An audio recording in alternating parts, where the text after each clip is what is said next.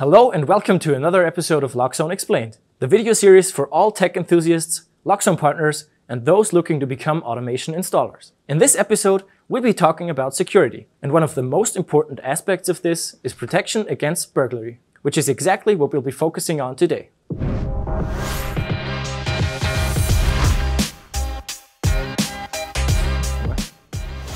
The year is coming to an end, the days are getting shorter, and the number of burglaries are increasing. Between October and March, the risk of burglary increases by a whopping 40%, according to the German Insurance Association. A building automated with Loxone already has a lot of the components needed to protect against burglary, as many of the sensors required are already being used for other functionalities. For example, presence sensors are not only used to activate lighting, audio, or heating, they can also be used to detect an attempted burglary. The same applies to the door and window contact, as well as the Loxone window handle with its integrated vibration sensor, for example. In addition to the reliable detection of intrusion, the output of the burglar alarm is another important aspect. For this, we can also use the existing components. All the functions I'll be talking about here are included in the burglar alarm function block. In a building automated with Loxone, the silent alarm is activated first. For this, a Loxone system offers various notification options, such as a push notification via the Loxone app. And alongside this, all Loxone touches can start making a clicking sound.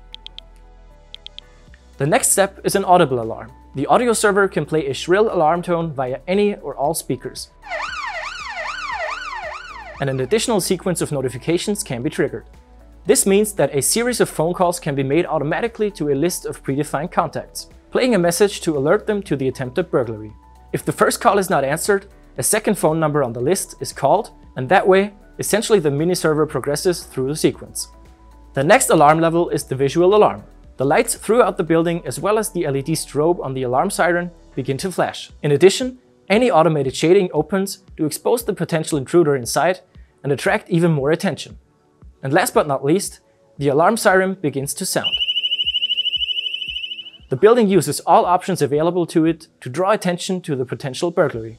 With this extensive alarm functionality from Loxone, you can offer your customers an impressive level of security. And now, let's take a look at how all these functions are implemented with the help of Loxone Config. Just one last thing before we jump into the configuration. You don't want to miss future episodes of Loxone Explained, so subscribe to our YouTube channel and hit the notification bell.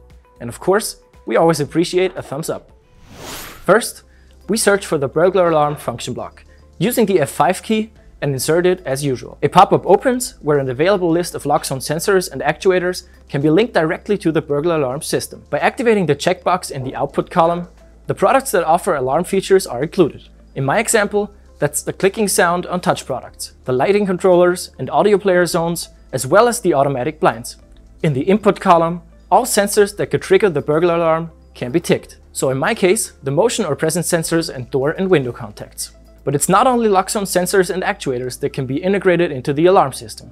Via the inputs and outputs of the function block, you can also include products from other manufacturers. Next, I'll integrate the tamper switch on the alarm siren via input I5. This has to be inverted so that the normal state of the switch is closed. In my example, the alarm system is armed by the leave house function and disarmed by an authorized entry via the NFC code touch. For this, I've already prepared two memory flags that I'll connect to the device here. I do the same with the memory flag of the goodnight function. This function activates the burglar alarm without presence detection, so that you can still move around in the building without triggering the alarm. But the perimeter, so to speak, of your building is armed. If you want to know more about the leave house or goodnight function, just let us know in the comments. We would be happy to make a Loxone Explained video about these functions. The only thing left to do now is to integrate the Loxone alarm siren. For this purpose, two outputs on the alarm siren are available. The output for the flashing light and the siren are now connected to the Q3 and Q5 outputs respectively.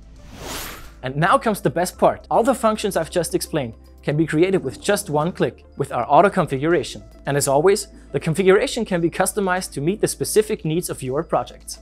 This was just a quick look at the burglar alarm function block. And as always, you can find all the details about parameters and specific settings over on our online documentation. If you want to make sure you never miss another episode of Loxone Explained, make sure you subscribe to our channel and turn on the notification bell. That's all for now though. Thanks for watching and see you next time.